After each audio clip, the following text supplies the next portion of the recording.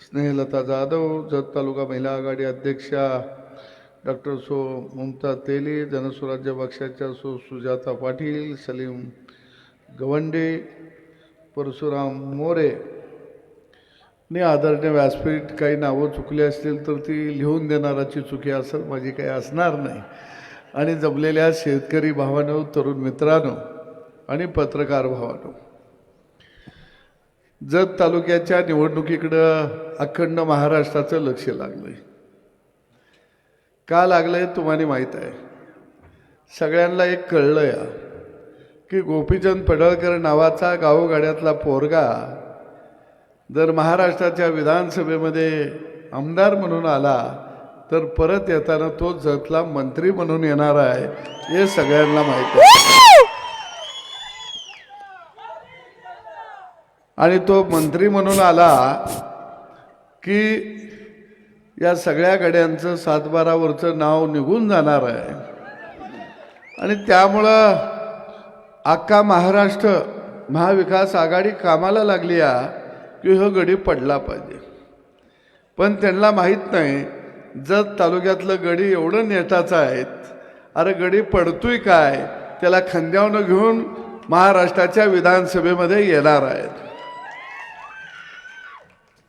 आणि म्हणून 23 तारखेला जो गुलाल पडणार आहे तो गुलाल शेताभातात राबणारा शेतकरी, शेतमजूर, 12 बलुतेदार, आलुतेदार यांचा तो गुलाल असणार आहे.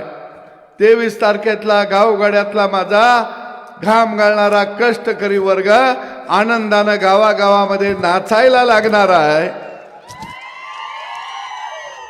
आणि हे त्यांना कळलंय.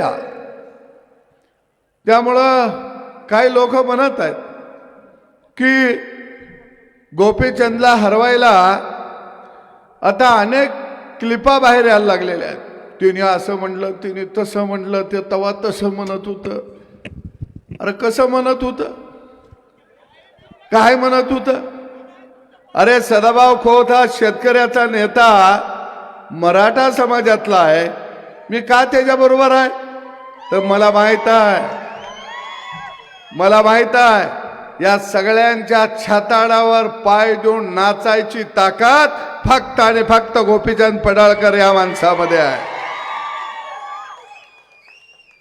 आणि आता किल्पा टाकताय, आबाळ टाका, काय फरक पडतो?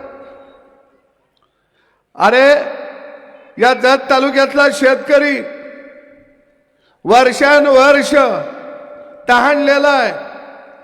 50 वर्ष या राज्यामध्ये, देशामध्ये तुमची सत्ता होती, पण या जत तालुक्याला, तहानलेल्या जत तालुक्याला पैसा हा कुणी दिला? नरेंद्र मोदी आणि देवेंद्र फडणवीस जन्माला यावा लागला. अरे त्याने पैसे दिलं आणि तुम्ही डांबार खाईत बसला, मुरुम खाईत बसला. आता तुमचा आमदार गल्लोगल्ली पळत असेल, मी याहून केलं, मी त्याहून केलं. अरे गोपीचंद पडळकरला एकदा निवडून द्या, ते हात दाखवान गाडी थांबवा, ते गावागावात दिसल तुम्हाला, पारावर बसवा. कारण का तर तो शेतकऱ्याचा पोरगा आहे, तो गावगाड्यातला पोरगा आहे. आता काय मंडळी म्हणत आहे, ते बाहेरनं आलं, कुठनं आलं? पाकिस्तानातनं आलं. जे बाहेरनं आलं म्हणत आहे त्यांना विचारा, सोनिया गांधी कुठून आल्या? मी असं काय म्हणलं की 2 दिवस दंगा होतोया.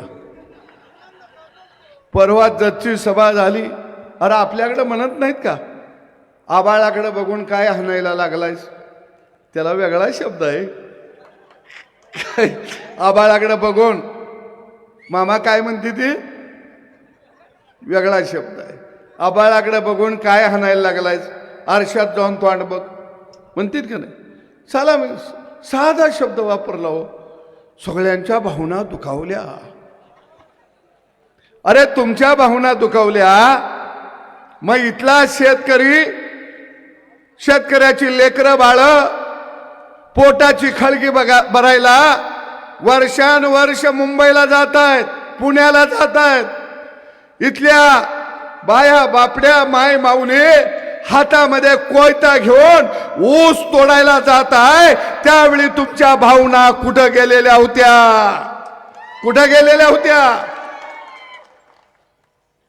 जत तालुक्यामध्ये सांगितलं जातं गोपीचंद पडळकर हा बाहेरचा आहे. मग जत तालुक्यातला साखर कारखाना कुणाला दिला? अरे कुणाला दिला कारखाना? अरे इथल्या शेतकऱ्यानं बायकोचं मणिमंगळ सूत्र मोडून त्या कारखान्याचा शेअर्स घेतलेला होता. तो कारखाना तुम्ही कुणाच्या घशात घातला? आणि ज्याच्या कारखाना घशात घातलाय त्याला माहित आहे गोपीचंद पडळकर जर आमदार झालं तर ह्यो कारखाना शेतकऱ्याच्या मालकीचा राहिला पाहिजे म्हणून कामाला लागल. त्यामुळं यांच्या पोटात कळा सुटल्या. त्या मी तुम्हाला सांगतो, गावातल्या पुढाऱ्याकडे लक्ष देऊ नका. गावातलं पुढारी कसं आहेत माहिती आहे का तुम्हाला? पूर्वीच्या काळामध्ये तितूर पक्षी पकडायला शेतामध्ये पारधी जायचं. ते काय करतं? तितूर पक्षी पकडताना शेतामध्ये असं फास लावून ठेवतं आणि एक पाळलेला तितूर पक्षी एका पिंजऱ्यामध्ये ठेवतं. मग पाळलेला तितूर पक्षी, त्याला आपल्याकडे चितर म्हणतात, तितूर पक्षी पाळलेला चुक चुक चुक चुक चुक चुक करायला लागतो. रानातल्या तितरांना वाटतं भाऊ संकटात सापडला या. ते सगळे धावत येतात आणि लावलेल्या फासामध्ये अडकतात. मग ते पारधी काय करतं? नव्या तितरांना कापून खातं आणि ज्यानं बोलवायचं काम केलंय त्याला जरा गहू तांदूळ खायला घालतं. तसं गावातल्या तितरांना वरनं तांदूळ आलं की ती चुक चुक चुक चुक चुक चुक करायला जाते. मग आपण पळतच सुटतोया. हे गडी आपल्याला कापूनच खाते ते. आता तुमच्या लक्षात आलं असेल, गावात मेन पुढारी आहेत, त्यांना निवडणूक म्हणजे ह्यो माळाचा महिना असतो. माळाच्या महिन्यात नाही का नैवत घरावर ठेवत कावळा शिवायला येतो, तसा निवडणूक म्हणजे गावातल्या पुढाऱ्यांना म्हाळाचा महिना असतो. त्यांना आता निवद येणार, निवद आला की ते शिवायला जाणार. निवद शिवला की काव काव. मग गावात तुमच्यापाशी जो पुढारी 5 वर्ष बोलत नाही तो तुम्हाला म्हणतो, मारुतराव काय चाललंय या, कसं काय आहे तुमचं? तुमच्यासारखा राव माणूस नाही. मग 5 वर्ष काय मी जनावर होतो? या गड्यांच्यापासून सावध राहा. जत तालुक्याला जरा जास्त सवय दिसते. मी 2-4 दिवस झालं फिरतोया सगळं गडी. काय आहे का नाही, काय आहे का नाही. मी म्हणलो काय उपाशा पोटीच झोपताय का काय? कारण भावानो ही लढाई आपल्या लेकरा बाळांची लढाई आहे. अरे गोपीचंद पडळकरला निवडून द्या. या तालुक्यामध्ये 5 वर्षामध्ये 50,000 तरुणाच्या हाताला मी काम देतो. 50,000 तरुणाच्या हाताला.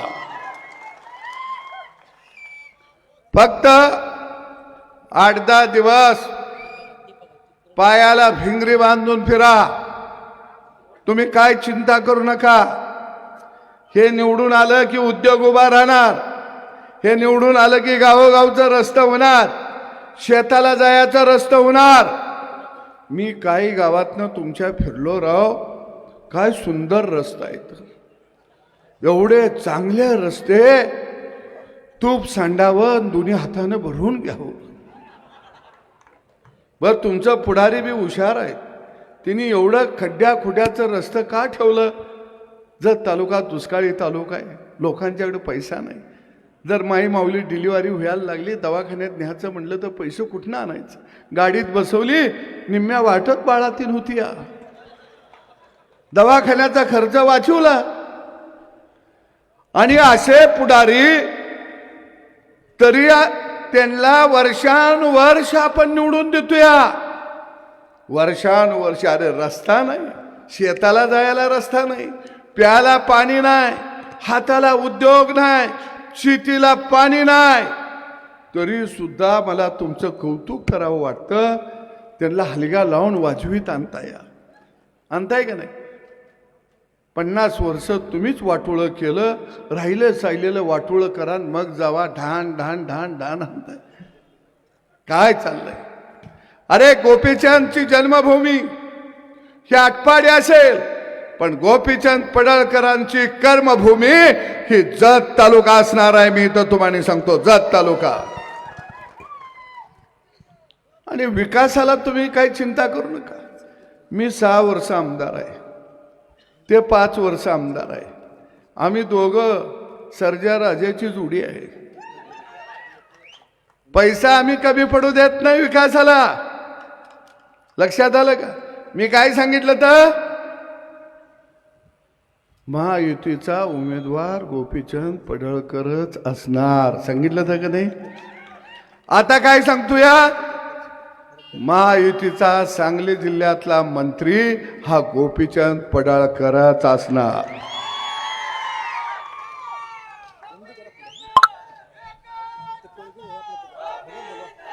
मी गोपीचंदला सांगणार आहे, मंत्री झाल्यावर करपलेल्या चेहऱ्यांच्या माणसाला बरोबर ठेवा, कारण मंत्री झालं की टमाटोच्या गालाचं गडी लगेच धावत येते. तुम्ही म्हणणार कसं? मी मंत्री होतो, मीच ते बघितलंय. मी मंत्री होतो, रोज 2-2 हजार माणसं. माझ्या मुंबईतल्या बंगल्यावर झोपायला जागा नसायची. 8-10 चारी भाकरी करू करू थकले. मी म्हणायचा या आलेल्या गड्यांना खायला घाला, आणि ती बी गडी जेवले की म्हणायचे, भाऊ तुमच्यासारखा अभ्यासू माणूस नाही, तुम्हाला प्रचंड शेतीतलं कळतं, महाराष्ट्राच्या विकासाचं कळतं. मी बी चांगला धोट कपड्यातला नेहरू शर्ट भट्टी बिट्टीचा गडी घालून आलेला असला, अत्तर बित्तर मारून मला वाटायचं लय मोठं गडी आपल्याकडे यायला लागली, ते आपलं वजन वाढलं या. आणि साला मंत्रीपद गेलो, गडी गेलं की पळून. मग राहिली तुमच्यासारखी. ती बिचारी आली मला म्हणले, भाऊ तवा त्या गड्याने आम्हाला तुमच्याजवळ येऊच दिलं नाही. मी म्हणलो बाबा चुकलो, पुन्हा झाल्यानंतर मी तुम्हाला कवा सोडणार नाही म्हटलं. कारण मी पडळकर साहेबांना मंत्री झाल्यावर सांगतो, नाही तर आमचा नंबर असायचा दारात, असं नको. बरोबर आहे का? काय प्रमाण? तर कारण गोपीचंद पडळकर हा लढाऊ माणूस. अरे दुष्काळ भागामध्ये आपली गावरान गाय, गावठी गाय ही शेतकऱ्याचं वरदान आहे, लक्ष्मी आहे. तिला 5 वर्षातनं एकदा जरी खोंड झाला तर 2 वर्षाचं शेतीचं उत्पन्न 1 खोंड देतो. आणि मग बैलगाड्याची शर्यतीचं आंदोलन आम्ही उभा केला, आणि बैलगाडी धारकाला आम्ही न्याय दिला का नाही मला सांगा? हे तुमचा आमदार आलं तर त्याला बैलगाडी बिडी काय माहित आहे? काही माहित नाही. कारण आम्ही दुधाचं आंदोलन मुंबईमध्ये घेतलं. आज दूध उत्पादकाला 7 रुपये प्रति लिटर अनुदान सुरू आहे, ते कुणामुळं? गोपीचंद पडळकर यांच्यामुळं. गायच्या दुधाला आम्ही ऊसाचं आंदोलन घेतलं, आम्ही विजेचं आंदोलन घेतलं. आज शेतकऱ्याला 7.5 HP पर्यंत वीज मोफत मिळत्या का नाही? अरे 7.5 HP पर्यंत वीज मोफत मिळवून देणाऱ्या माणसाला मत द्यायचं का? कनेक्शन कट करायला माणसं लावणाऱ्या माणसाला मत द्यायचं, एवढं जरी ठरवलं तरी तुम्हाला भरपूर समजलं. अरे काय दिलं नाही सरकारनं?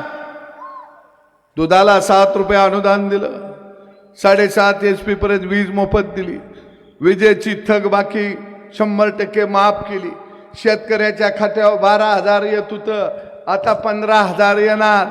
माय माऊलीला 1500 येत होतं, आता आपण काय सांगितलं? 2100 येणार. म्हणजे नवऱ्याचं 15,000, बायकोचं 2100, ह्याचा हिशोब जर काढला तर ते झालं 25,000, नवऱ्याचं 15,000, वर्षाला किती झालं 40,000, महिन्याला किती झालं 3,300 रुपये. अरे जे आपल्याला खात्यात पैसे टाकतं या मग त्याला द्यायचं का ज्यानं काही दिलं नाही त्याला द्यायचं. त्याच्या पुढे जाऊन सरकारनं सांगितलं की आमचं सरकार युतीचं सत्तेवर आलं, महाराष्ट्रातल्या शेतकऱ्याला आम्ही कर्जमाफी देणार. आता हे काँग्रेसवाले म्हणायला लागले आम्ही 3,000 देणार. मग 3,000 देणार तर कोर्टात का गेला? ज्यावेळी पैसा दिला तेव्हा म्हणले राज्याची अर्थव्यवस्था कोलमडेल.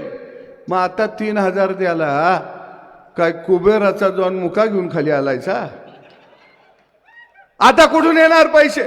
अरे इथं 3,000 देणार म्हणता, मग कर्नाटकमध्ये तुमचं सरकार आहे, तेलंगणामध्ये तुमचं सरकार आहे, पहिल्यांदा तिथं मायमाऊलीला पैसे द्या आणि मग महाराष्ट्रामध्ये सांगायला या. आणि म्हणून भावांनो मी तुम्हाला विनंती करणार, एक हिरा तुमच्या हातामध्ये दिला आहे, त्याला घडवण्याचं काम तुम्हाला करायचं आहे. त्या हिऱ्याला जपण्याचं काम खऱ्या अर्थानं तुम्हाला करायचं आहे. मी खात्रीपूर्वक सांगतो त्या हिऱ्याला तुम्ही पैलू पाडा, या जत तालुक्याचं सोनं केल्याशिवाय तो हिरा थांबणार नाही, एवढं मी तुम्हाला इथं सांगतो.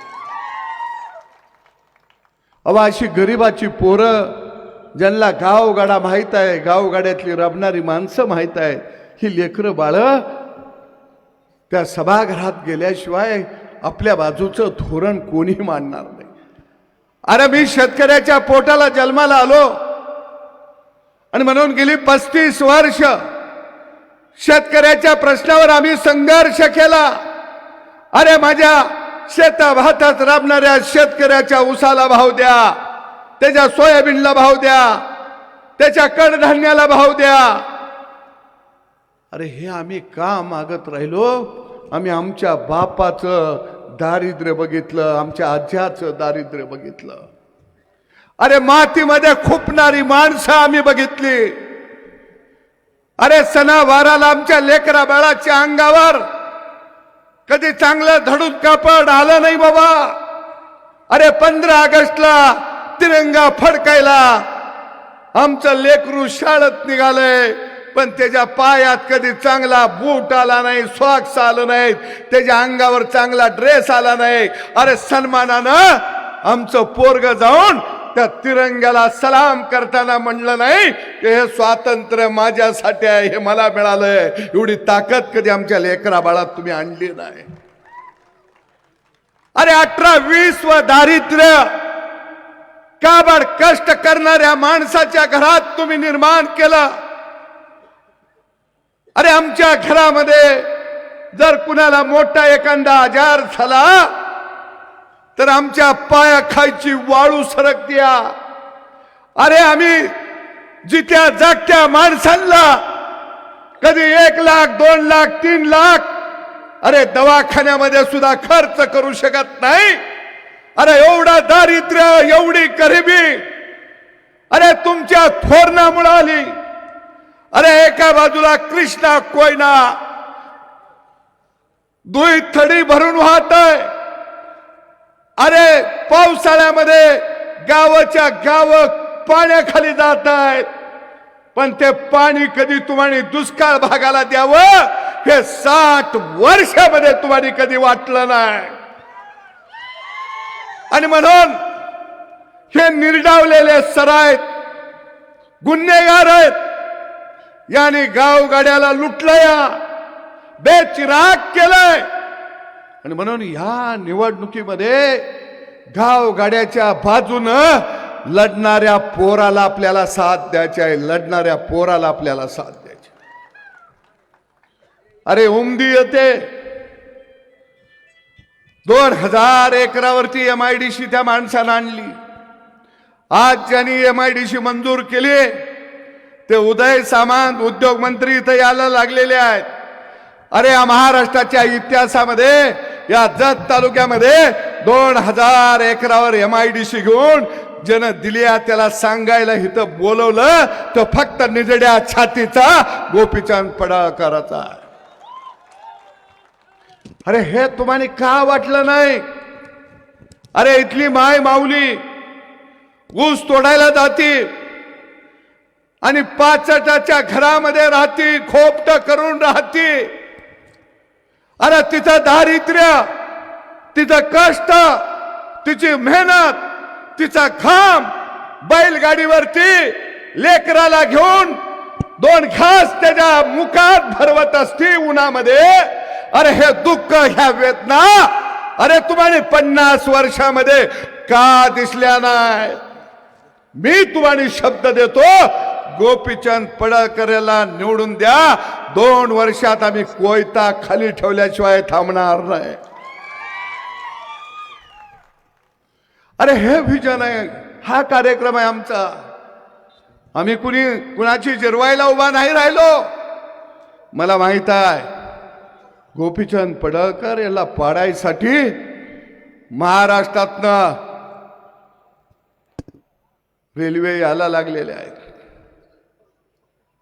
त्यांना वाटतं की जत तालुका इथली माणसं हे स्वतःचा सौदा करतात. अरे इथली माणसं कठीण परिस्थितीमध्ये या दुष्काळाशी 2 हात करून झुंजत आहेत, लढत आहेत. अरे पाऊस नाही पडला तर खडका संग धडका घेत आहेत. अरे तुम्ही किती बॅगा भरून आणा, त्याला पायानं ठोकरून गोपीचंद पडळकरला विजय केल्याशिवाय थांबणार नाहीत, हे मी तुम्हाला सांगतो. भावांनो, खरंच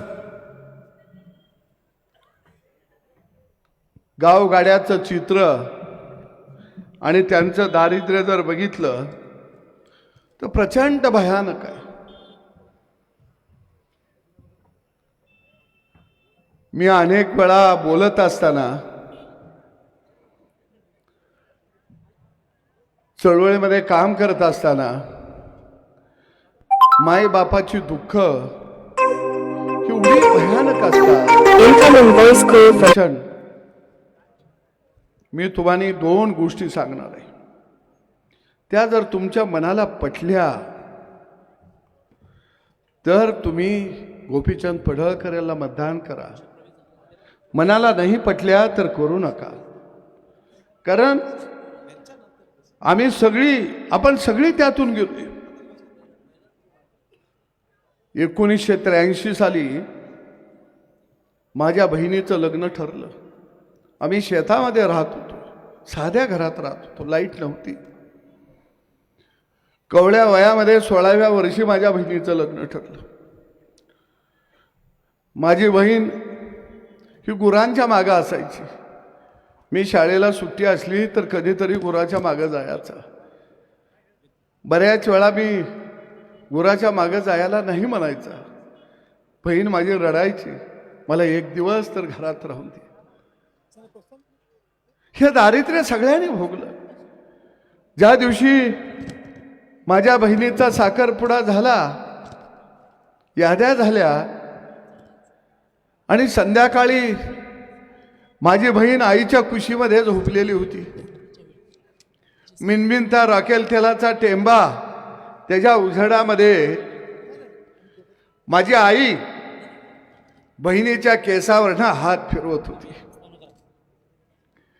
मीही जागा होतो आणि केसावरनं हात फिरवताना आई बहिणीला म्हणत होती, लेकी मी तुला काही दिलं नाही,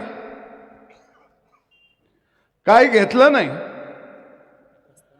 कधी तुला यात्रेला घेऊन गेलो नाही, कधी दुकानदाराकडे घेऊन माझ्या लेकीला कुठलं कापड आवडतं लेखे मी नाही म्हणलो,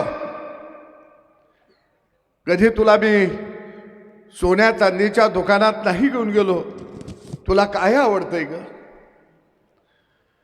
आई लेकीला बोलत होती आणि सांगत होते की दिल्या घरी सुखी राहा, चुलीला लाकूड जळावं तसं जळ, आई बापाचं सखू नाव कमीव, तुझं चांगलं होईल. माझी बहीण आईच्या कुशीमध्ये रडता रडता म्हणत होती मला काही नको. ती म्हणत होती आई तुम्ही चांगलं राहावा, माझ्या भावाला मोठा कर, चांगलं शिकव. अरे शेतकऱ्याच्या लेकराने लेकी बाळीने काय बघितलं, कोणतं स्वप्न बघितलं? अरे एवढं दारिद्र्य आमच्या पाचवीला पुजलं, त्या दारिद्र्यामध्ये पिढ्यानपिढ्या आमच्या खपल्या. अरे आमच्या घरादाराच्या राख रांगोळी झाल्या, आमच्या लेकरा बाळांच्या चेहऱ्यावर कधी हास्य नाही फुललं. अरे एवढं दारिद्र्य तुमच्या धोरणामुळं तयार झालं, धोरणामुळं. अरे तुम्ही शेतीला पाणी दिलं असतं, शेतमालाला भाव दिला असता, उद्योग उभा केला असता, तर आमच्या लेकीच्या डोळ्यात पाणी आलं नसतं, आमच्या माईच्या डोळ्यात पाणी आलं नसतं. आणि म्हणून ही लढाई प्रस्थापित विरुद्ध विस्थापित, ही लढाई वाडा विरुद्ध गाव गाडा अशी ही लढाई आहे. ही मोठी लढाई आहे. आणि म्हणून अनेकांना वाटतं गोपीचंद पडळकरांचा पराभव झाला पाहिजे. अरे बारामतीपासून तुम्ही बॅगा पाठवून देता, अरे तुम्ही कुठून ही बॅगा पाठवा, पण जत तालुक्यातली खवळलेली स्वाभिमानी जनता 23 तारखेला गुलाल गाव गाड्यावरच पाडल्याशिवाय थांबणार नाही. तुम्ही किती काय करा. आणि म्हणून गावातल्या पुढाऱ्यापासून सावध रहा, लेकरा बाळाच्या भवितव्याला महत्व द्या. गावाच्या गाव 100% झाली पाहिजे ती. जो आपला ऐकत नाही त्याला सांगा, अरे तुझ्या लेकरा बाळाच्या भवितव्यासाठी एकदा तुला मतदान गोपीचंदला करायचं, एकदा करायचं. हे जाऊन सांगा. तुम्ही थांबू नका, भाकरी बांधा, बाहेर पडा. अरे सदाभाऊ खोत माडा मतदारसंघामध्ये सांगलीतनं जाऊन उभा राहिला. गोर गरीब शेतकरी, शेतमजूर, 12 बुलतेदार, आलुतेदार यांनी मला 5 लाख मतं दिली. 5 लाख मत. अरे गरीबाची माझी झोळी फाटली. माझ्या प्रचारात कोण होता? गाव गाड्यातला टोपीवाला, फेटावाला, शेतात राबणारा शेतकरी, शेतमजूर, गुरांच्या माग, शेळ्यांच्या माग धावणारा गाव गाड्यातला राजा सदाभाऊच्या पाठीमाग होता. पुढारी नव्हता. अरे माझ्या माग ना आमदार, ना जिल्हा परिषद सदस्य, ना सरपंच, माझ्या माग अशी करपलेल्या चेहऱ्याची गाव गाड्यातली माणसं होती. आणि 5 लाख मतं या माणसाने मला दिली. त्यामुळं तुम्ही गावातला पुढारी इकडं गेलं का तिकडं गेलं काही चर्चा करू नका. त्याला वर्ण तांदूळ आलं की ती चिवचू चिवचू करत तिकडं पडणार. ते चिवचू करायला लागलं की समजायचं ह्याला तांदूळ पडलं या. त्यामुळे तुम्ही त्याची चिंता करू नका. विकास पुरुष म्हणून आपल्याला कमळाला मतदान द्यायचं आहे. अरे देवेंद्र फडणवीसनं महाराष्ट्रामध्ये सभेची सुरुवात कुठून केली? जत मधून केली. त्याचं कारण त्यांनी सांगितलं, हा हिरा मुंबईला पाठवा, मी सोनं केल्याशिवाय राहणार नाही जत तालुक्याचं. भावांनो, मला आता परत कोल्हापूरला, हातकणंगल्याला आणि इस्लामपूरला 3 सभा आहेत. त्यामुळं मला जायचं आहे. मंत्री महोदय आले की मी निघल, पण मी तुम्हाला हात जोडून विनंती सांगतो, तुम्ही गावागावामध्ये वर्गणी काढा, निवडणुकीची पट्ट्या काढा. आपला नेता आम्ही आमच्या घामातल्या पैशावर वर्गणी काढून त्याला आम्ही आमदार केलाय. हा इतिहास पहिल्यांदा या जत तालुक्यामध्ये निर्माण झाला पाहिजे हे ध्यानात ठेवा. आणि आता सभा झाल्यानंतर या महाराष्ट्राला समजून दे की हे नेतृत्व आम्ही कसं उभा करत आहे. सभा झाल्यानंतर तुमच्या खिशात 10 रुपये द्या, 20 रुपये द्या, 2 रुपये द्या, 1 रुपये द्या. या व्यासपीठावरती किमान या निवडणुकीमध्ये माझं 10 रुपये आहेत, या निवडणुकीमध्ये माझं 100 रुपये आहेत, या निवडणुकीत 50 आहे, ते पैसे इथं ठेवा. आणि मग कळेल की हा जत तालुका घामाच्या पैशावर जगतो, घामाच्या पैशावर. मला वाटतं 12 तारखेला परत मी संघला येणार आहे. मुचंडीला सभा आहे आणि डफळापूरला आहे, तिथेही आपण बोलू.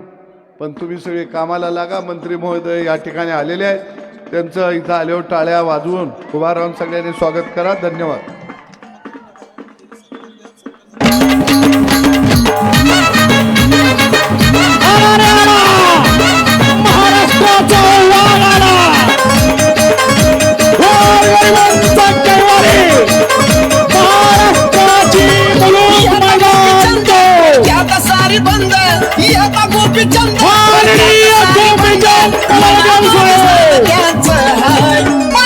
साहेबाचा दणका नाही बाबा नाही रे तुला सोसायचा नाही. नाही बाबा नाही रे तुला सोसायचा नाही. महाराष्ट्राची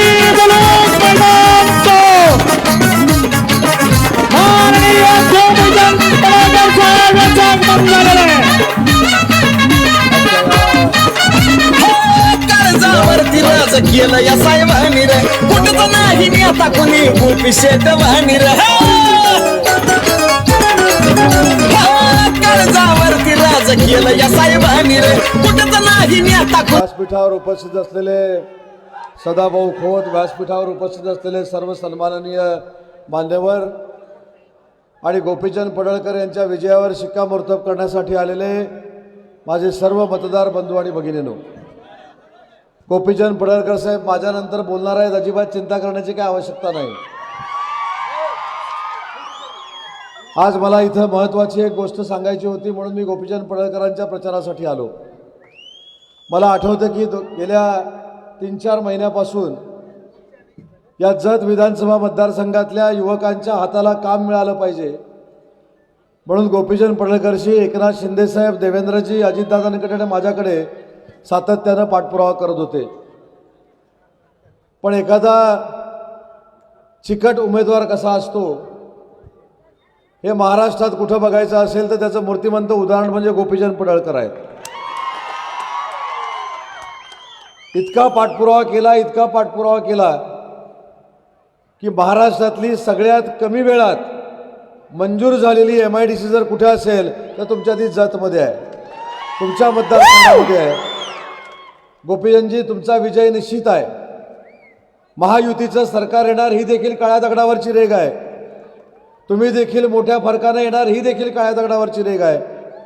तुम्ही आमदार झाल्यानंतर ज्या पद्धतीनं तुम्ही पाठपुरावा करता, मी शासनाच्या वतीनं आपल्याला शब्द देतो की भविष्यात या तरुणांच्या हाताला काम देण्यासाठी मोठा प्रकल्प या भागामध्ये आणण्याचा आपण नक्की प्रयत्न करू आणि या युवकांच्या हाताला काम देऊ.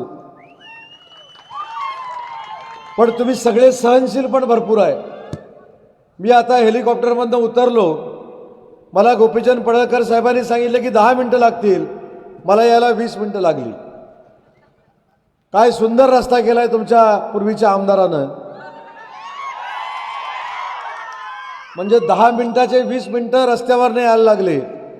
पुढच्या वेळी 1 वर्षानं जेव्हा येईन तेव्हा गोपीचंद पडळकरांच्या नेतृत्वाखाली हेलिकॉप्टर अजून लांब जरी उतरलं तरी 10 मिनिटात इथं पोहोचू शकतो, इतका चांगला रस्ता गोपीचंद पडळकर करतील. कारण शेवटी लोकप्रतिनिधी हा पाठपुरावा करणारा असावा लागतो. लोकप्रतिनिधी हा लोकांमधला असावा लागतो. लोकप्रतिनिधी हा सर्वसामान्यांचा मान सन्मान करणारा असावा लागतो. आणि तो लोकप्रतिनिधी भविष्यामध्ये तुम्हाला मिळणार आहे. गोपीचंद पडळकर साहेब, मी तुम्हाला अजून एक धन्यवाद देतो. कदाचित काही मंडळींना माहीत आहे की नाही मला माहीत नाही, आणि तुम्हाला पण माहीत आहे की नाही मला माहीत नाही. तुमची उमेदवारी जर अजून उशिरा जाहीर झाली असती तर समोरचे नक्की आपल्याकडे आले असते. एवढा त्यांनी धसका तुमचा घेतलेला आहे. आणि तुम्हाला माहीत नसेल तर अजून एक सांगतो, त्यांच्याबरोबर 2-3 मीटिंग माझ्या पण झाल्या होत्या आमच्याकडे यायला. त्याच्यामुळे ते फिरत होते, कुठच्या पक्षात जायचं, कुठचा पक्ष निवडून येणार आहे हे शोधत होते.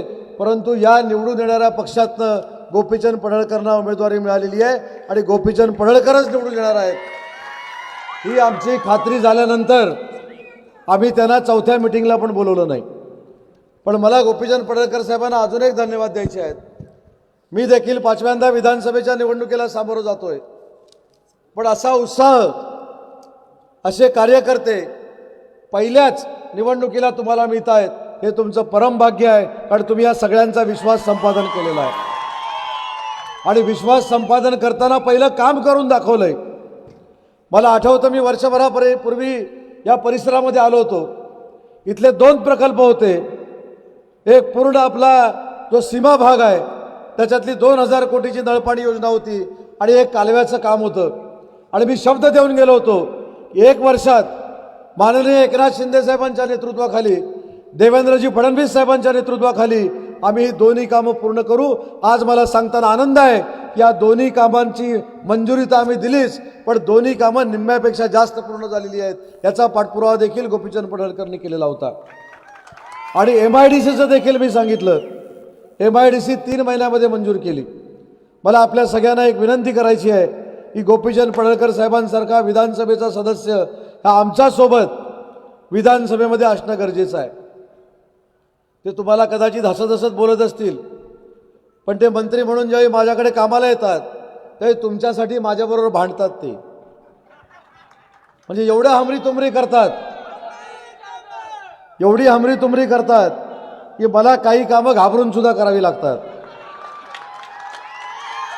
आणि भविष्यात या परिसरामध्ये मला यायचं आहे, भविष्यात या परिसरामध्ये आम्हाला यायचं आहे, म्हणून 3 महिन्यात त्यांची आम्ही MIDC जाहीर करून टाकली.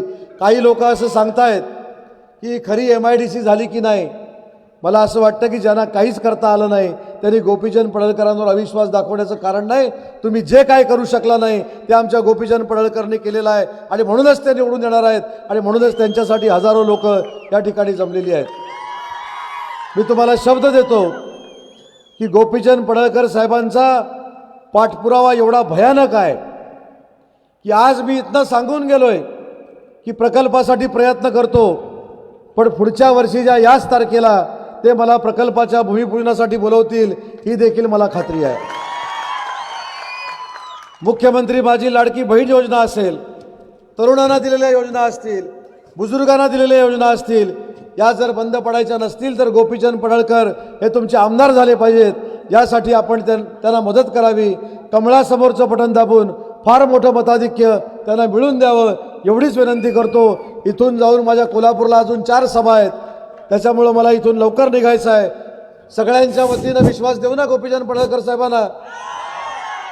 गोपीचंद पडळकर साहेब, MIDC तर तुम्ही आणलीतच, पाण्याच्या योजना तुम्ही केल्यातच, त्याच्यामुळं तुम्ही आमदार झालाय असा विश्वास बाळगतो आणि थांबतो. जय हिंद, जय महाराष्ट्र. धन्यवाद सर. यानंतर जत तालुका भाजपतर्फे त्यांचा सत्कार होते.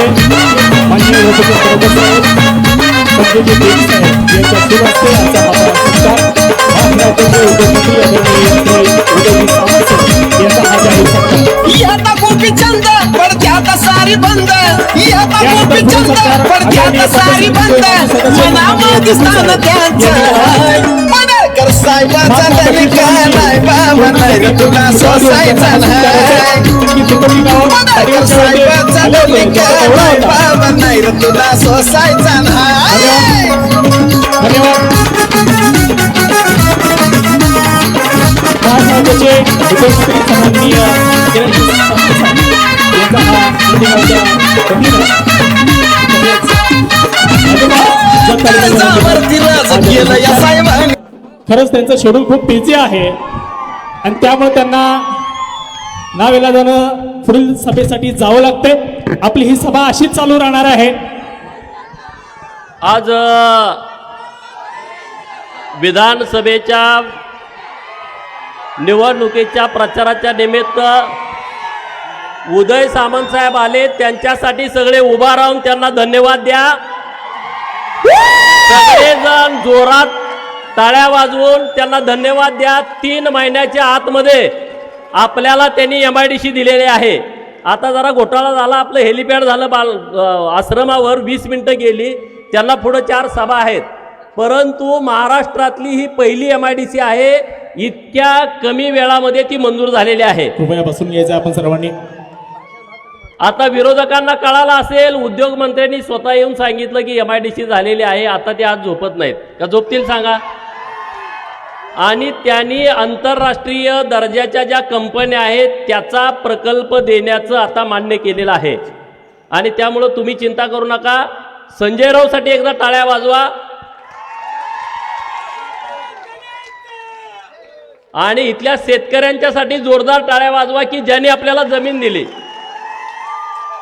हे बघा, MIDC मंजूर झाली, होकार दिला जेव्हा उद्योगमंत्री महोदयांनी, तेव्हा संजय राऊतांच्याकडे इथं सगळे अधिकारी आले, पाहणी झाली, त्यांनी अहवाल दिला की MIDC होऊ शकते. परत मी संजय राऊंना फोन केला, सरकार MIDC द्यायला तयार आहे, परंतु मला शेतकऱ्यांशी बोलायचं आहे. सगळे शेतकरी तुम्ही बोलवा, नाहीतर एकदा तुम्ही होय म्हणणार आणि परत जर झेंडा दाखवला तर आपली गडबड होऊन जाईल. आणि म्हणून त्यांना विनंती केली की आपण शेतकऱ्यांशी सगळ्या बोलू. शेतकऱ्यांनी 1 तासाच्या आतमध्ये सर्वांनी NOC दिल्या, त्यामुळं 3 महिन्याच्या आतमध्ये MIDC पूर्ण झाली. आता आपला दुसरी मागणी आहे सरकारकडं की जत विधानसभा मतदारसंघ हा क्षेत्रफळानं खूप मोठा आहे. आता आपण जिथं उमदीतनं बोलतोय तिथून सांगली किती किलोमीटर आहे? 150 किलोमीटर. हिंदूराव शेंडगे साहेब आहेत, सगळी त्यांची टीम आहे, इथून 150 किलोमीटर.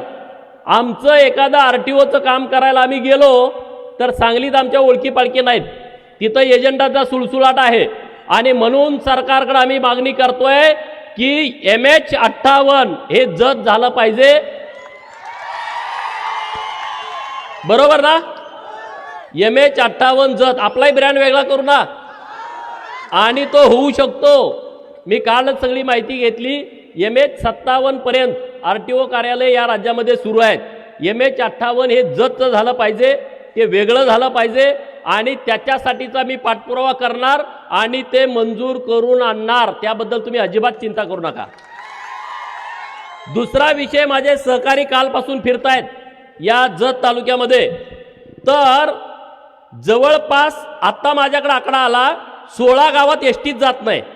अजून काही गावं असतील, ती माहिती मी, माझे पत्रकार मित्र आहेत, अशी 16 गावं आहेत की त्या गावामध्ये आज 75वा आपण स्वातंत्र्य दिन साजरा केला तरी सुद्धा त्या गावामध्ये एसटी जात नाही. या गावात जर एसटी आत्ता जात नसेल तर तुम्ही सांगा, सोनलगी आपल्या बाजूला गाव आहे, या गावामध्ये एसटी येते का?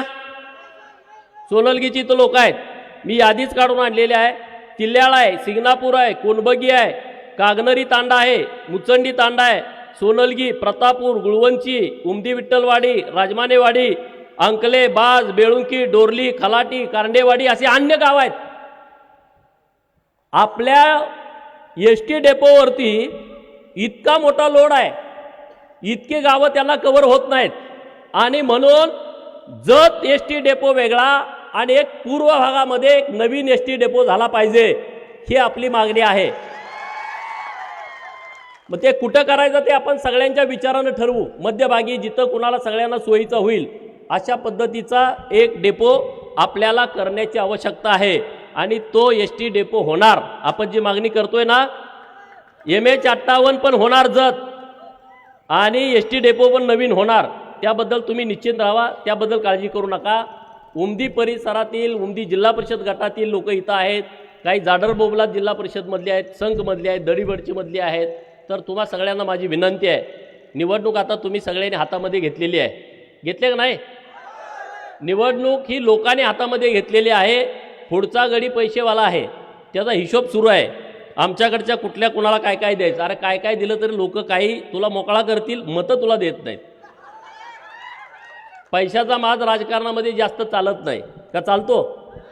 भले भले पैसेवाले. मग तुमच्याकडे पैसे होते 2014ला विश्वजित कदम का पडले? तुम्ही इतके पैसे वाटले होते ना तिथं, का पडले?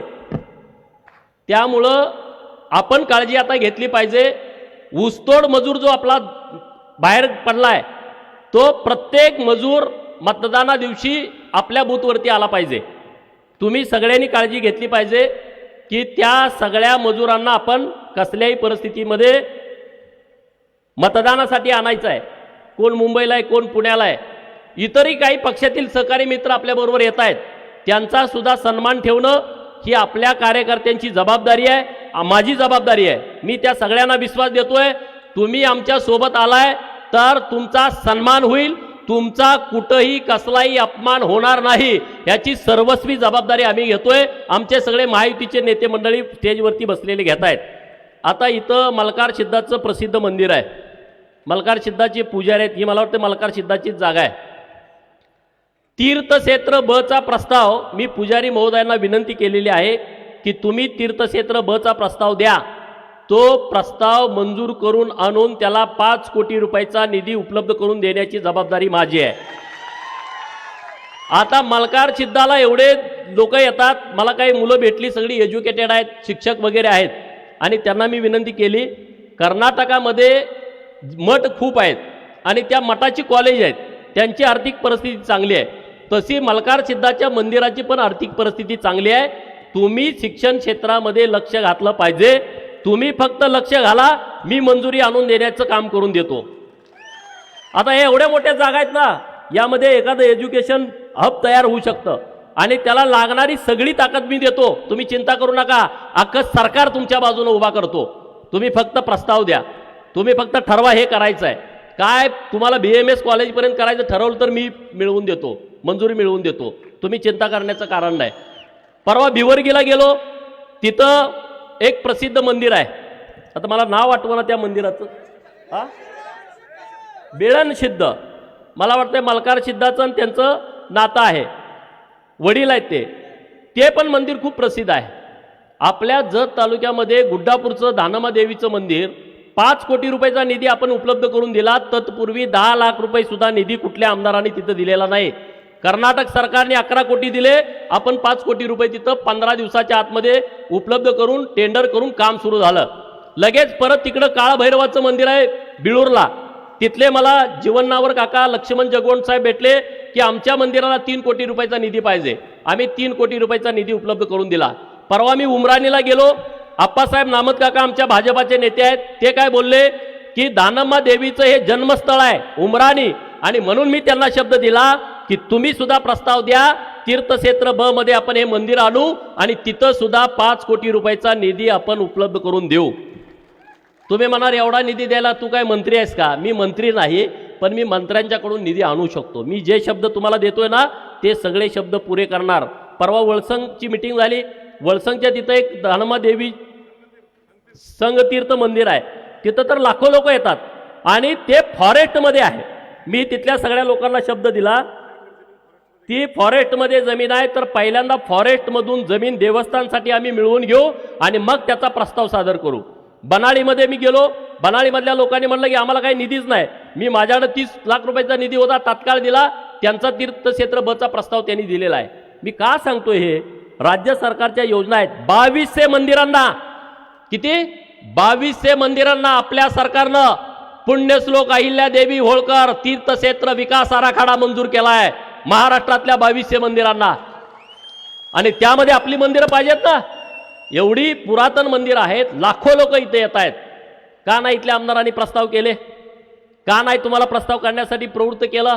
इतका मोठा निधी येणं बाकी होता, 5-5 कोटी रुपये निधी, मोठी कामं होऊन जातात. मी खलाटीला गेलो होतो काल, तिथं लखाबाईचं मंदिर आहे, लाखो लोक तिथे येतात, जायला रस्ता नाही, जायला रस्ता नाही. हे सगळे जे विषय आहेत ते विषय आपल्याला मिटवायचे आहेत. नुसती आमदारकी मिरवायला नसते, नुसती आमदारकी मुर्मीकरणाचे रस्ते करून पैसे खायला नसते, नुसती आमदारकी दिखावापणा नसतो. त्या आमदारकीतून काम व्हायला पाहिजे मित्रांनो. आता उदय सामंत साहेब इतक्या गडबडीत गेले, आमच्या सहकारी मित्रांचा सगळ्या प्रवेश होता, मी तुमची माफी मागतो. आता आणि परत मंत्री येणार आहेत, त्यांच्या उपस्थित कार्यक्रम घेऊ. तुम्ही म्हणा असं का झालं, करू ना. हां, आमचे सहकारी मित्र आज आपल्याला साथ देण्यासाठी भाजपामध्ये प्रवेश करतायत. भारतीय पार्टीबरोबर, जनता पार्टीबरोबर येण्याचा त्यांनी निर्णय घेतलेला आहे. मी त्यांना पार्टीच्या वतीनं इतकंच आश्वस्त करतो, तुमच्या गावामध्ये जी कामं आहेत, तुम्ही लोकांना शब्द दिलाय किंवा माझ्या विधानसभेसाठी लोकांना शब्द देणार आहात, तो शब्द पूर्ण करून देण्याची जबाबदारी आम्ही सगळे पार्टीची लोक घेतोय आणि तशा पद्धतीनं आम्ही तुम्हाला त्याचा उत्तर निश्चितपणे देऊ. आता बरेच सगळे भागातून मंडळी आलेले आहेत.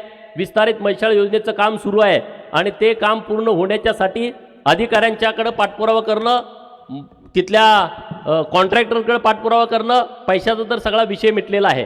ते सगळे विषय आपण व्यवस्थितपणे मार्गी लावून देऊ. आता जातीवाद गोपीचंद करतोय असा एक सुरू आहे. आमच्या मतदारसंघामध्ये जातीवाद नव्हता आणि गोपीचंद आल्यामुळं जातीवाद सुरू झालाय असं काय काय पुढारी म्हणतायत. तुम्हाला मतं दिली आमच्या लोकांनी तेव्हा जातीवाद नव्हता, बरोबर. तुम्हाला मतं देऊन एवढ्या वेळा आमदार करतोय, झडपीला पाठवतोय, मार्केट कमिटीला पाठवतोय, जिल्हा बँकेला पाठवतोय, आमचा पोरगा कोणी उभा राहत नाही, तेव्हा आमचा जातीवाद नाही. लोकसभेला कोणी संजय काकाला, कोणी विशाल पाटलांना मतं दिली तेव्हा आमचा जातीवाद नाही. अरे मग आम्ही उभा राहिलं का जातीवाद सुरू होतोय. आणि लिंगायत आणि धनगरांचं पहिल्यांदा महाराष्ट्रातलं कॉम्बिनेशन जतमध्ये होतंय.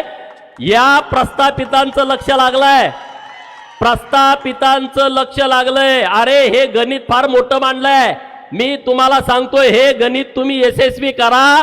महाराष्ट्रामध्ये कशा पद्धतीनं राजकारण लिंगायत धनगरांच्या कॉम्बिनेशनचं होतंय हे मी तुम्हाला दाखवून देतो, हे मी तुम्हाला दाखवून देतो. तुम्ही ते सिरियसली बघा. आता म्हणे गोपीचंदला पाडायचा, लिंगायत समाजाच्या मतामध्ये विभागणी करायची. अरे लिंगायत समाज हुशार आहे, त्यांना राजकारण चांगल्या पद्धतीनं कळतंय. आणि मला इथं उभा करायला कोण भाग पाडलं? धनगर समाजाची माणसं माझ्याबरोबर तर आहेत 100%, पण मला इथं उमेदवारी करायला भाग पाडलं डॉक्टर रवींद्र आरळींनी. मला इथं उमेदवारी भाग करायला भाग पाडलं संजय तेलींनी, नंतर सुभाष गोब्बी, चंद्रशेखर गोब्बी, आप्पासाहेब नामत काका, नंतर इकडं आपले माळीसाहेब माडग्याळचे, इकडं बेंडोळगीचे चेअरमन आपले बोरामणी चेअरमन, तिकडं आरके पाटील त्यांची मुलं, जीवनावर काका, लक्ष्मणराव जगगोंड, तिथं रमेश बिरादार सर आहेत. अरे किती मंडळ आहेत. माझ्या डोक्यात ही आरळी साहेबांनी ह्यांनी घातलं. 8-10 वेळा माझ्याकडे ही मंडळी आली, म्हणले तुम्ही उभा राहायला लागतंय. म्हणजे मी काय असाच येऊन इथं उभा राहिलो नाही मित्रांनो. आज जे गणित जुळायला लागलंय ना, ते तुम्ही व्यवस्थितपणे राजकारण समजून घ्या. आपल्या मतामध्ये विभागणी करण्याचा प्रयत्न काही लोक जाणीवपूर्वक करतायत, तर तो प्रयत्न होता कामा नये. गावाच्या गावं एक झालेली आहेत. 80% मतदान करणार असं गावात गेल्यानंतर लोक बोलतायत. मी परवा बन्नाळीला गेलतो जिल्हा परिषद गटामध्ये, म्हणले बन्नाळी गटात तुम्हाला कमी आहे. आता सुनील भाई इथं आहेत, त्यांनी दौरा लावला होता. सगळी टोटल मराठा समाजाची गाव. तुम्हाला तर माहीत आहे, तुमच्या येळवीत मी आलो होतो. हा काय परिस्थितीत सांगा. आम्ही काय कोणाला पैसे दिले का जेवण दिलं काय नाही. लोक उत्स्फूर्त आमच्या बाजूने उभे आहेत. बनाळी गटामध्ये प्रत्येक गावामधला दौरा यशस्वी झाला. 60%च्या पुढे मतदान देतो असं लोकांनी सांगितलंय. गरीब मराठा समाज ताकदीनं आमच्या सोबत उभा आहे. त्यामुळं जातीपातीच्या राजकारणाला मुठमाती देऊन विकासाचं राजकारण आपल्याला करायचं आहे. जत तालुक्यावरती जेवढा गेल्या 30-40 वर्षात अन्याय या प्रस्थापित पुढाऱ्यांनी केलाय, त्या प्रस्थापित पुढाऱ्यांना जतची ताकद आपल्याला दाखवून द्यायची आहे. दाखवणार ना. जिल्ह्याचं राजकारण जतमधनं झालं पाहिजे. जिल्हा परिषदचा अध्यक्ष ठरवण्याची क्षमता तुमच्यात आहे. आम्ही म्हणतोय आम्हाला सभापती पद द्या. आणि तुम्हाला जोडीला आमच्या खानापूर आटपाडीतल्या 2-4 सीटा तर आहेत ना. तुम्ही राजकारण तुमच्या हातामध्ये घेऊ शकता, इतकी ताकद जतमध्ये आहे. परंतु जतला नुसता मतदानासाठी नुसतं आपल्याला वापरून घेतलं आणि आपल्याला सोडून दिलंय. आपल्यावरती जेवढा अन्याय झालाय तेवढा 5 वर्षामध्ये भरून काढायचा आहे. किती वर्षामध्ये? एखाद्या क्रिकेट कुणाकुणाला आवडतं बोटवर करा. अरे बऱ्याच जणांना आवडतं. एखादी मॅच अशी असते की 1 बॉलमध्ये 6 रन काढायचे, बरोबर. अशा कितीतर मॅच झालेत. 1 बॉल आणि 6 रन पाहिजेत. मग आपण सारखं देवाचा दावा करतो, देवाचं नाव घेतो. आपण ज्याला मानतो त्या देवाला, बिरोबाला मानत असाल, सिद्धनाथाला मानत असाल, मलकार सिद्धाला मानत असाल, बाळूमामाला मानत असाल, ज्योतिबाला मानत असाल, आपण अरे बाबा देवा देवा देवा आमच्या इथं आमचा जो खेळाडू खेळतोय त्याच्याकडून एक सिक्स जाऊ दे. ते सोपं आहे, एक बॉलमध्ये सिक्स मारणं. पण आपल्या पुढं असं अडचण आहे, एक बॉल आहे 7 रन पाहिजेत. किती? जतच्या विकासाच्या बाबतीमध्ये आपल्याकडे एक बॉल आहे आणि 7 रन पाहिजेत. एक नो बॉल तर गेला पाहिजे, नाहीतर व्हाईट बॉल तर गेला पाहिजे, आणि मग आपल्याला सिक्स मारायचा आहे. आणि तो सिक्स आपण तुमच्या पाठिंब्यावरती मारणार आहे. आता आपण काय म्हणतोय, जयंतरावनं निधी पळवला, बरोबर ना? आता आराराबा आणि पतंगराव साहेब तर नाहीत, त्यांच्यावरती आपल्याला काय बोलायचं नाही. पण आता जयंतरावनी निधी पळवला, आपण सगळे म्हणतोय, तुम्हाला हे मान्य आहे का नाही? जयंतरावनं निधी पळवला हे तुम्हाला मान्य आहे का?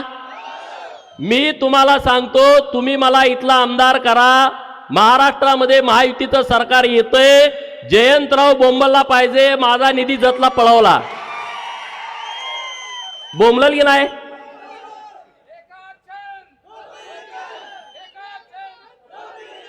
राजसत्तेमध्ये प्रचंड ताकद असते मित्रांनो, राजसत्तेमध्ये प्रचंड ताकद असते. तुम्ही मला फक्त निवडून द्या, मी 100% बोंबलायला लावतो, 100% बोंबलायला लावतो. आणि तोपर्यंत बोंबलायला लावतो जोपर्यंत आपला बॅकलॉग भरत नाही. मग तुमचा निधी तुम्हाला, आमचा निधी आम्हाला. जोपर्यंत हिशोब बराबर होत नाही तोपर्यंत कॅल्क्युलेटरवर, बरोबर ना? तुम्ही चिंता करू नका. उमदी भागामध्ये एवढी मोठी MIDC होतीये, 540 हेक्टर तुम्ही जमीन दिले. कोण कोण शेतकरी तिथं हातवर करा.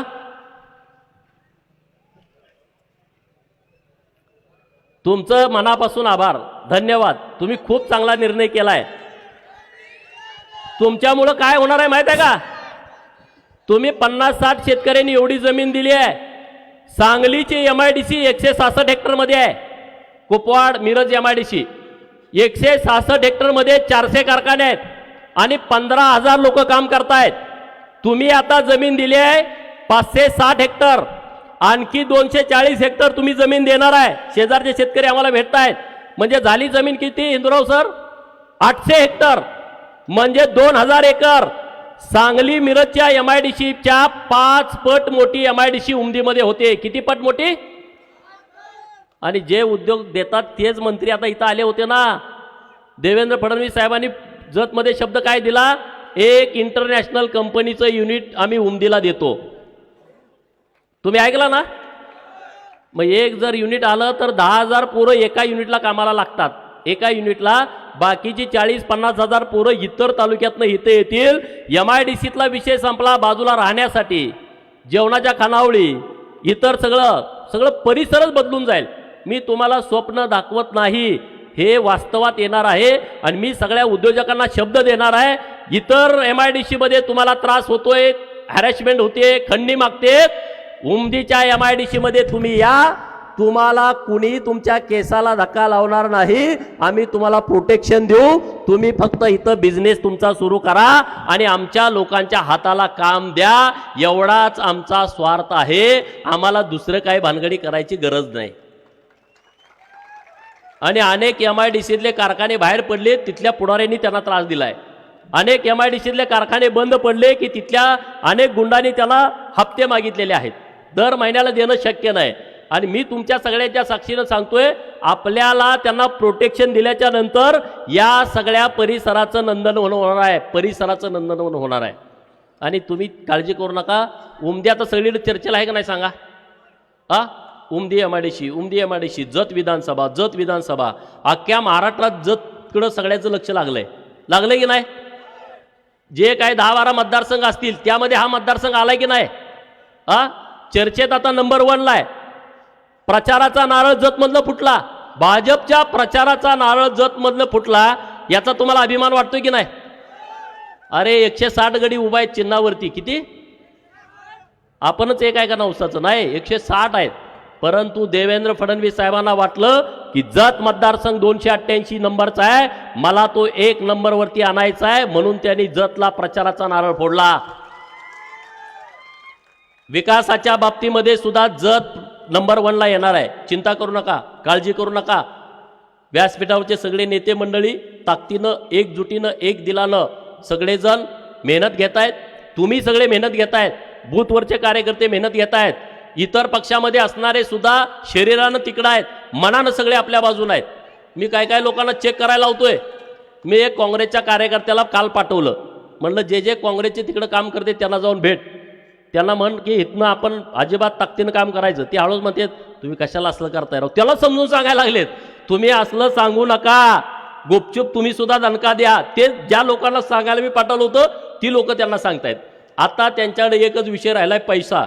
मला एक जणांना काल निरोप दिला, त्यांनी यादी काढल्या कुणाला किती द्यायचं, कुणाला काय करायचं, भाजपमधल्या आमच्या सगळ्या पक्षातल्या लोकांना कसं फोडायचं. अरे आमची लोक विचारावरती प्रेरित होऊन काम करतायत. पैशासाठी काम करणारे कार्यकर्ते भाजपामध्ये नाही आहेत, पैशासाठी काम करणारे महायुतीमध्ये नाहीत. आम्ही सगळे विचारावरती काम करतोय आणि सगळ्यांचा एकच अजेंडा आहे, जतचा विकास झाला पाहिजे, जतचे प्रश्न मिटले पाहिजेत. जत तालुक्यातल्या प्रत्येक गावातल्या घर नसणाऱ्या बेघर माझ्या भावाला स्वतःचं हक्काचं घरकुल मिळालं पाहिजे. घरकुल नसेल, त्याला जागा नसेल तर जागा घ्यायला सरकारचे पैसे मिळाले पाहिजेत. प्रत्येक भगिनीला सरकारच्या योजना पोचल्या पाहिजेत. हे आमचं ध्येय आहे. आता आमचे संकपाळ साहेब, आमचे एसटीचे सगळे कर्मचारी सगळे भेटले सकाळी आणि त्यांनी एक आयडिया मला दिली. काय आयडिया दिली की 12वी पर्यंत मुलींच्यासाठी मोफत पास आहे आणि तो ग्रॅज्युएट पर्यंत झाला पाहिजे. खूप चांगली तुमची सूचना आहे आणि मी तुम्हाला विश्वासानं सांगतो, आता एसटी आपल्यासाठी काय मास्टरकीच आहे, तुम्ही त्याची चिंता करू नका. महाराष्ट्रातल्या मुलींच्यासाठी ग्रॅज्युएट पर्यंत शिक्षण घेणाऱ्या मुलींना पास मोफत झाला पाहिजे. यासाठी 25 तारखेला आमचं सरकार आल्यानंतर, मुख्यमंत्री पदाची सरकारची शपथ झाल्यानंतर मी पहिल्यांदा त्यांच्याकडे जाणार आणि हा मुलींच्यासाठी निर्णय करून घेणार म्हणजे घेणार. तुम्ही अजिबात चिंता करू नका. शेतकऱ्यांच्यासाठी तर इतके निर्णय घेतलेत. हे बघा, इथं कोण आहे का असा मंडपात की ज्याला केंद्र आणि राज्य सरकारची कुठलीच योजना मिळाली नाही, असं कोण आहे का? हात वर करा. कोणीच नाही. एक तर कोविडची लस तर आपण सगळ्यांनी घेतल्या. तुम्ही म्हणाल आमदार आहे, तुम्ही पण सगळा लाभ घेताय का? मी सगळा लाभ घेत नाही. आमची आई शिकली नाही तरी आई खात्यावरती पैसे आले का म्हणते अर्धे खात्यावर पैसे आलेत काढायचं का नाही? नाही म्हणलं मी ते परत पाठवायचे आहेत. मग ते हात लावत नाही तिथं. मी आमदार आहे, मी नाही घेतला पाहिजे कुठला सरकारचा निधी, बरोबर की नाही? परंतु मी एक लाभार्थी आहे, मला कोविडचे 2 डोस मिळाले, ते फुकट मिळालेले आहेत केंद्र सरकारच्या पैशातून. माझा जीव वाचलाय म्हणजे मी लाभार्थी आहे का नाही? मग हे सोनिया गांधीजींना पण 2 डोस दिलेत, हे राहुल गांधीजींना पण 2 डोस दिलेत, शरद पवारांना 3 डोस दिलेत, 2 डोस आणि 1 बूस्टर डोस. तरी सुद्धा ते म्हणतंय केंद्र सरकार काही काम करत नाही. ते फोटो तुम्ही बघितला नाही साहेबाचा इंजेक्शन मारतानाचा? हा, म्हणजे तुम्ही भाजपच्या केंद्र सरकारचे लाभार्थी आहे मित्रांनो, प्रत्येक माणूस आहे. आता इथं वीज बिल माफ कोणाकोणाला झाला हात वर करा बघा.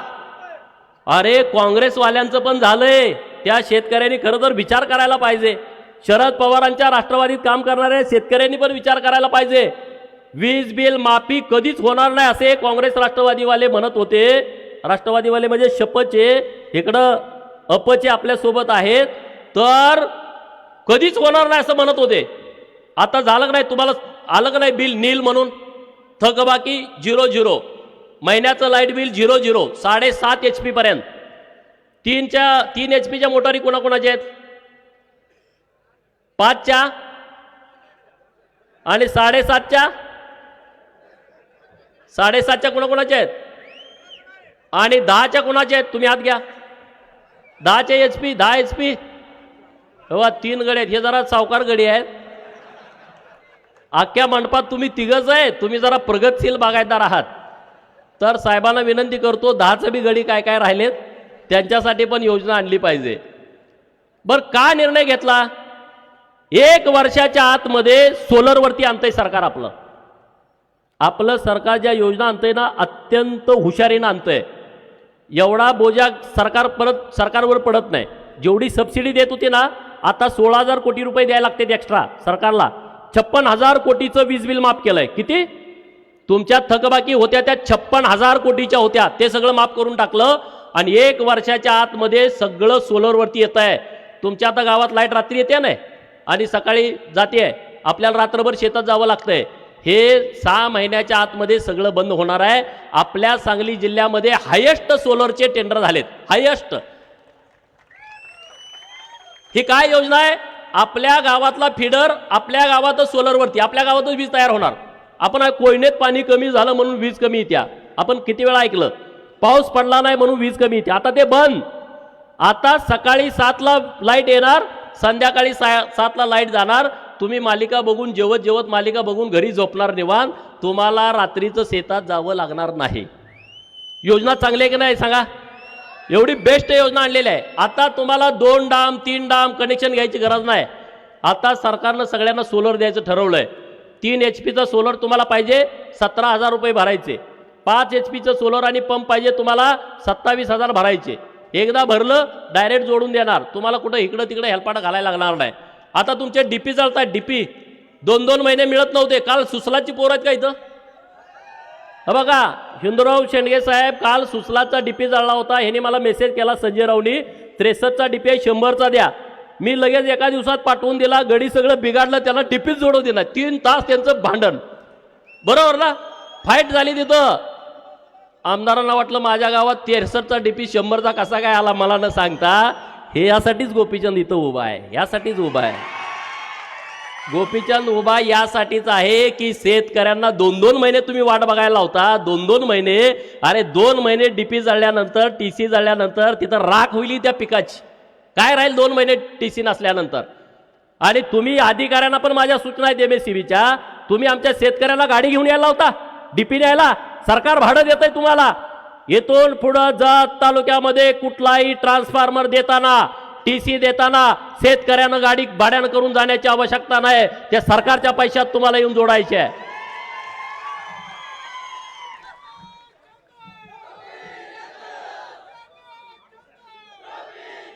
रेशन कार्ड काढायला 5,000. मी तहसीलदार साहेबांना सांगितलं इकडे येताना, तुम्ही जतला या, एजंट बंद झाले पाहिजेत. प्रांत साहेबांना सांगितलं जतला या, एजंट बंद झाले पाहिजेत. दोन्ही अधिकारी चांगलेत. समजा आता इलेक्शन लागलंय, पण पुढच्या महिन्यामध्ये जत तहसील कार्यालयामध्ये जो एजंट असेल त्याला तिथं थारा मिळणार नाही. गरिबाचं काम डायरेक्ट झालं पाहिजे. आणि रेशन कार्डाची तुम्ही यादी काढून ठेवा. कुणाला कुठली कुठली कार्ड पाहिजेत त्यांना घरी आणून वाटायला लावतो. मला भुजबळ साहेबांनी सांगितलं होतं कुठली कुठली कार्ड आहेत मला सांग, त्याला घरीच जाऊन द्यायला लावतो. पण तुमच्याकडून यादी झाली नाही. मी बऱ्याच जणांना सांगितलं कुणाला कार्ड पाहिजेत सांगा. भुजबळ साहेबांच्याकडे ते खातं होतं. ते म्हणजे माझ्याकडे फक्त यादी दे, मी इकडून सगळी ती घरी पाठवतो सगळे. अरे सरकार चालवायला आलं पाहिजे ना. आमदारकीचा वापर योग्य करायला आला पाहिजे. मी तुम्हाला शब्द देतो, दर महिन्याला जत तहसील कार्यालयामध्ये आपल्याला जनता दरबार घ्यायचा आहे. दर महिन्याला तुम्ही मला आमदार निवडून दिल्यानंतर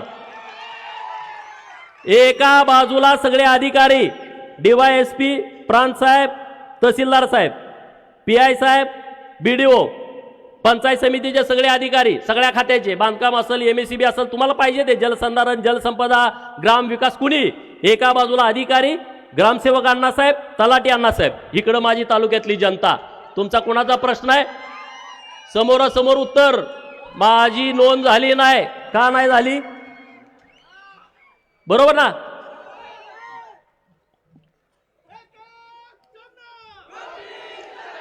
जर आमदार तुमच्या पुढं 11 ते संध्याकाळी शेवटचा माणूस जाईपर्यंत बसला, कुणाची हिंमत होईल का तुम्हाला पैसे मागायची? होईल का सांगा ना? अरे तुमच्यात आमसभा पण झाल्या नाहीत, आढावा बैठक पण झाल्या नाहीत. मी आढावा बैठक मागे घेतली होती.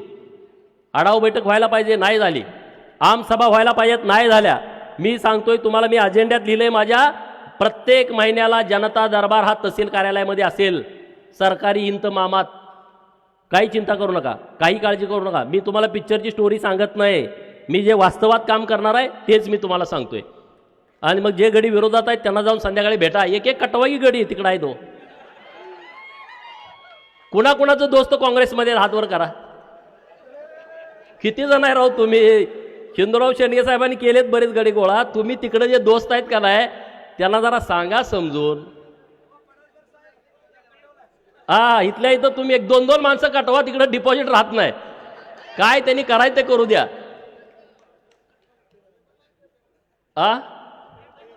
कुठं पण असतील त्यांना इकडे घेऊन या, कारण मत वाया घालवू नका मित्रांनो.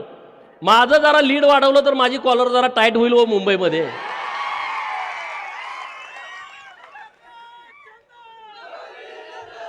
बऱ्याच गाड्यांना प्रश्न पडला ह्यो निवडून येतोय का नाही, त्यांना इथं एवढं रान फाटलेलं वर माहीत नाही, बरोबर ना? एवढं रान फाटलेलं त्यांना माहीत नाही. पण आता 23 तारखेनंतर आपला धुमाकूळ होईल राज्यभरामध्ये. मी तुम्हाला एवढा शब्द देतो की जतला जेवढा त्यांनी अपमान केलाय, जत तालुक्याचा, आटपाडी तालुक्याचा, कवठे मंकाळ आणि खानापूर या तालुक्याचा खूप वेळा अपमान झाला. राजकीय अपमान, सामाजिक अपमान मोठा झालाय. तुम्ही मला निवडून दिल्यानंतर त्याच पटीमध्ये सन्मान मी आपल्या तालुक्याला मिळवून देईल. त्याच पटीमध्ये महाराष्ट्राच्या कानाकोपऱ्यात तुम्ही कुठं गेला, 288 जत म्हणला, तुमचं काम झालं पाहिजे. 90% लोकांची कामं अशीच होतील. जतचा आहे, गोपीचंदचा माणूस आहे, एवढ्या कामं होतील. 10% काय काय खोडसाळगड आहेत, माझं नाव सांगितलं बी काम करत नाहीत, त्यांचा जरा किडा वळवळतो मला माहीत आहे. कुणाचा वळवळतो हे मला माहीत आहे. त्यांना दुरुस्त करणं मी करतो, त्याची चिंता तुम्ही करू नका. तो आहे मी आहे, मी कुठं जात नाही अजून 30 वर्ष. महाराष्ट्राच्या राजकारणामध्ये मी 30 वर्ष असणार आहे, बरोबर ना? आता मी 42 आहे, तर अजून 20-25 वर्ष तर काम करायला काय अडचण नाही, मला काय अजून कुठला त्रास नाही, काय काळजी करू नका. त्यामुळं जो नडतोय ना मुद्दामून, हा त्याचं कारण असेल, आम्ही कायद्यात आहे नाही ते सांगतोय, तर मग ठीक आहे ना. पण कायद्यात असताना सुद्धा जो त्रास देतोय तर त्याला सरळा करावाच लागतो. आता माझे एसटीचे कर्मचारी इथं आले, त्यांना विचारा, त्यांच्या आयुष्यामध्ये सगळ्यात जास्त पगारवाढ आपण केलेली आहे, सगळ्यात जास्त. पहिल्यांदा असं घडलंय, पहिल्यांदा असं घडलं. बैलगाडा शर्यतवाले कोण आहेत का इथं? बघा, माझे पत्रकार मित्र आहेत इथं. बैलगाडा शर्यतवाले मालक सगळ्या आमदारांना भेटले होते, 288 आणि विधान परिषदेच्या सगळ्या आमदारांना. ते म्हणायचे आंदोलन करा, रस्ता रोको करा. ते माझ्याकडे आले, 200-300 आले होते. मी त्यांचं ऐकून घेतलं व्यवस्थित.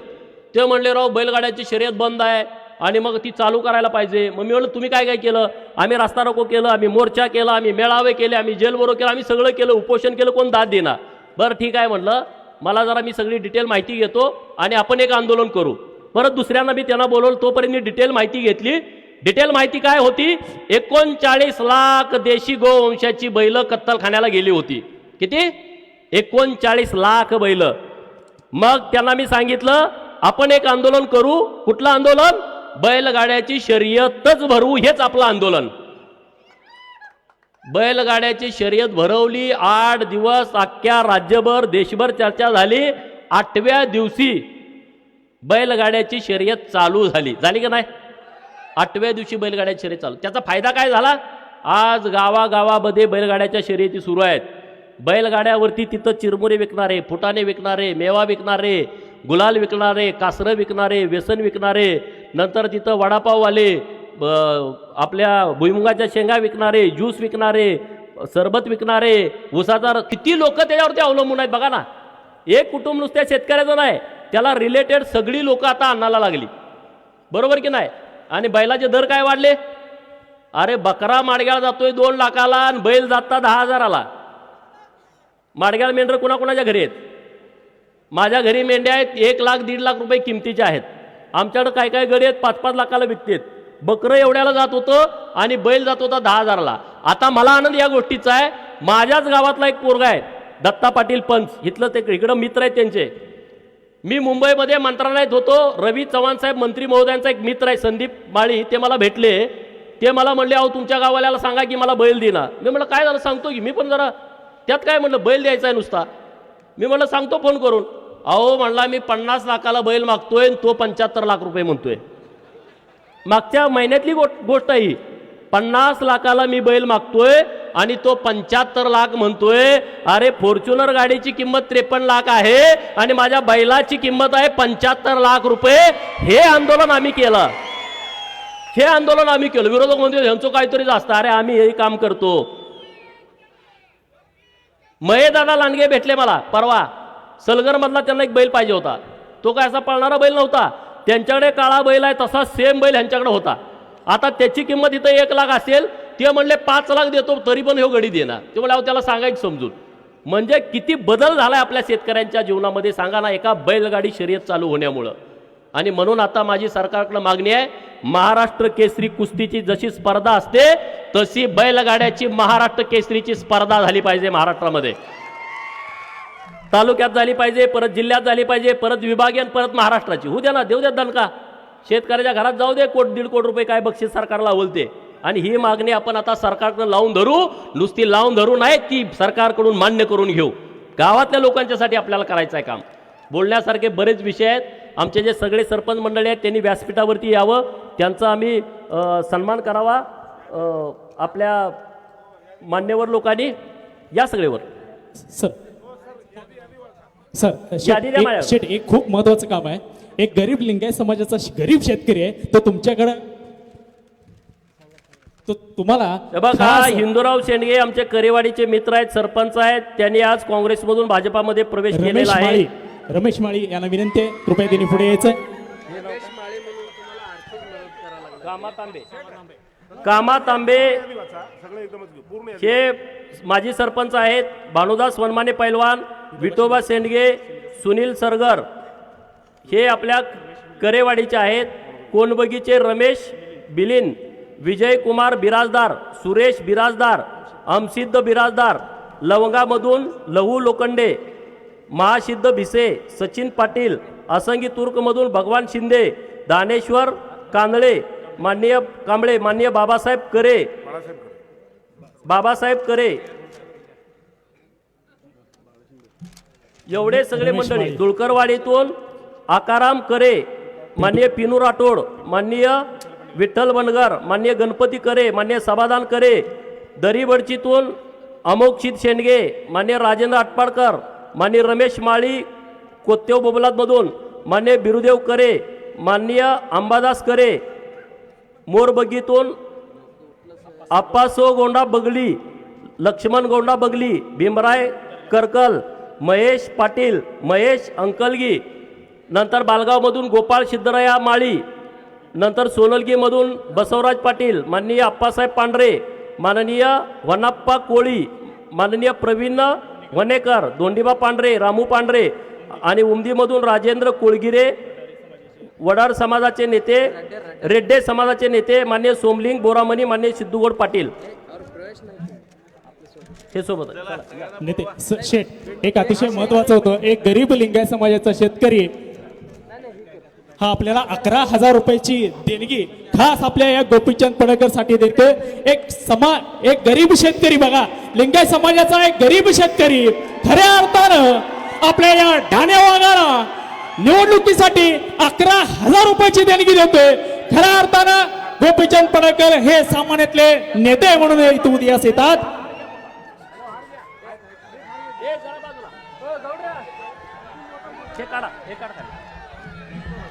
ते काढा डायस काढा.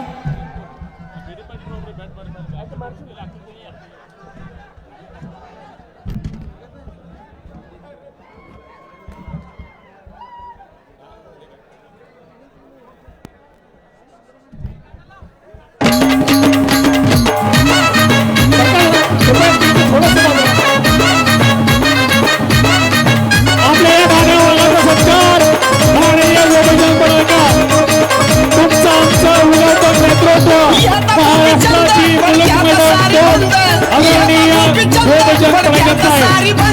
मनामध्ये स्थान त्यांचं हाय.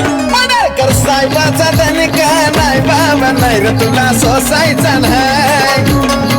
पडळकर साहेबाचा दणका नाही बाबा, नाही रे तुला माननीय सोसायचा गोपीचंद नाही. पडळकर, माननीय गोपीचंद पडळकर साहेब आणि भारतीय जनता पार्टी व महायुतीच्या उमेदवार माननीय गोपीचंद पडळकर साहेब यांना सर्वच मताने निवडून द्यायचं आहे.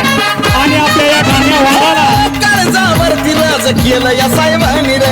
आपल्या या ठाण्या वाघाला विधानसभेमध्ये पाठवायचं आहे. तुमचं आमचं काळीच म्हणजे माननीय गोपीचंद पडळकर साहेब, तुमचा आमचा विश्वास म्हणजे माननीय गोपीचंद पडळकर साहेब, तुमचा आमचा श्वास म्हणजे गोपीचंद पडळकर साहेब. वाली हाय दिनाचा जनता ही पाठीशी हाय. पडळकर साहेबाचा दणका नाही बाबा, नाही तुला सोसायचा नाही.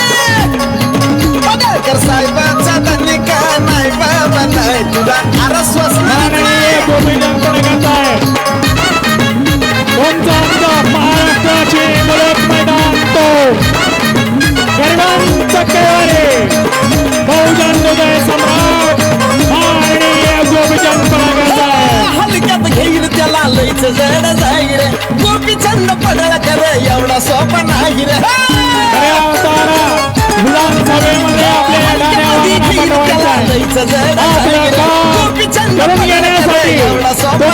सर्वसामान्य जनतेचं काम करून घेण्यासाठी या वाघाला विधानसभेमध्ये सरकार फोडण्यासाठी सुट्टी आता नाही साहेबाचा तनिका नाही बाबा नाही रे तुला सोसायचं नाही पडळकर साहेबाचा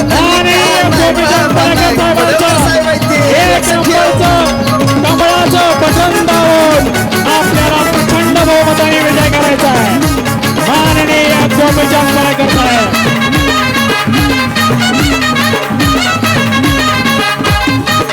माननीय गोपीचंद कामाची डोळ्यामध्ये आगर जत तालुक्याचा यो ठाण्या हाय वागर माननीय गोपीचंद साहेब पडळकर यांच्यावरती बेंच कामाची डोळ्यामध्ये आगर जत तालुक्याचा यो ठाण्या हाय वागर आपल्या सर्वांचं प्रेम इथं दिसू शकतं तुम्हाला काठी भोंगडावाला भाळावारी भंडारा हाय पडळकर साहेबाचा तनिका नाही बाबा सोसायचं नाही पडळकर साहेबाचा तनिका नाही बाबा नाही तुला सोसायचं नाही